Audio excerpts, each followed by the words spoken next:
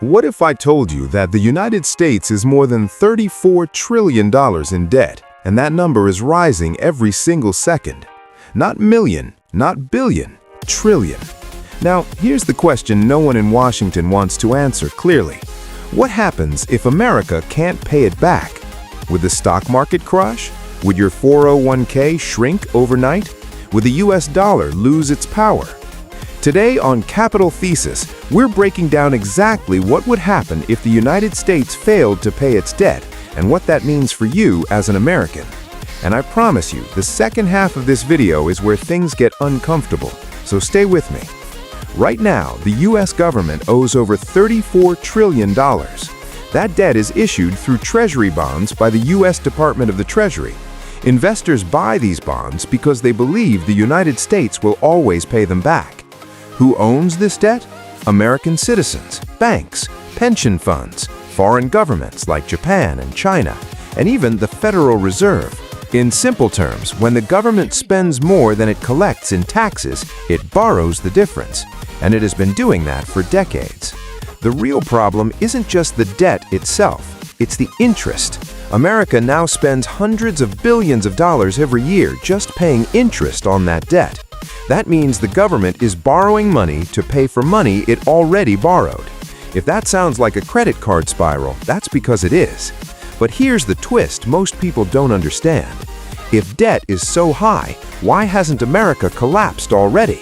Because the US dollar is the world's reserve currency.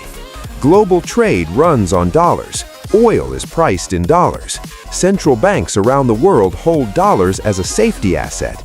And US Treasury bonds are considered the safest investment on the planet. Even after the 2008 financial crisis, investors didn't run away from US debt. They ran toward it. That's power. But power only works as long as people believe in it. Now imagine this scenario. The United States misses a debt payment. That's called a default. It almost happened multiple times during debt ceiling battles in Congress. If America defaulted, even briefly, here's what would likely happen.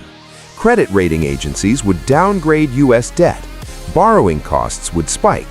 Interest rates across the economy would jump. Markets would panic. Your mortgage rate would rise. Car loans would get more expensive. Credit card interest would climb. But that's just the beginning. If global investors start losing trust in US Treasury bonds, they demand higher interest to lend money. That makes it more expensive for the government to function. And if borrowing becomes too expensive, spending must be cut or taxes must rise. Now think about what that affects. Social Security, Medicare, defense spending, infrastructure. This isn't just numbers on a screen. It directly impacts American households. But here's where it gets even more personal. Your 401k, your retirement account, your index funds. The US stock market is deeply tied to government stability. If Treasury yields rise sharply, companies have to pay more to borrow money. When companies pay more, profits shrink. When profits shrink, stock prices fall. That hits retirement accounts across the country. And if confidence in the dollar weakens, inflation can surge again. That means your savings lose purchasing power. You don't need a collapse to feel damage. You just need sustained pressure. Now here's the part most headlines don't explain clearly. The United States prints its own currency. Through the Federal Reserve, the government can create money and purchase its own debt. That dramatically reduces the chance of a sudden default. But there's a trade-off. Printing money increases the risk of inflation. We saw a version of this after massive stimulus spending in 2020 and 2021. So the real risk may not be a dramatic overnight collapse. It may be something slower. Higher interest rates for longer, persistent inflation, higher taxes over time, reduced purchasing power for the average American. And here's another layer. Some countries are slowly reducing reliance on the dollar in trade agreements. If global demand for dollars weakens over decades, America's borrowing advantage shrinks. That doesn't mean the dollar disappears. It does mean the system becomes tighter. More pressure, less flexibility, harder choices. So, what happens if America can't pay its debt? A sudden collapse is unlikely. A slow economic squeeze is far more realistic. And slow squeezes are more dangerous because people don't react to them until it's too late. Now here's why this matters to you. If you understand the direction of debt, inflation, and interest rates, you position yourself differently.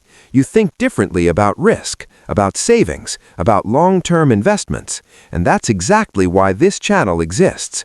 If you found this breakdown valuable, subscribe to Capital Thesis right now, because in the next video, we're exposing who actually benefits from America's growing debt, and the answer might completely change how you view the financial system.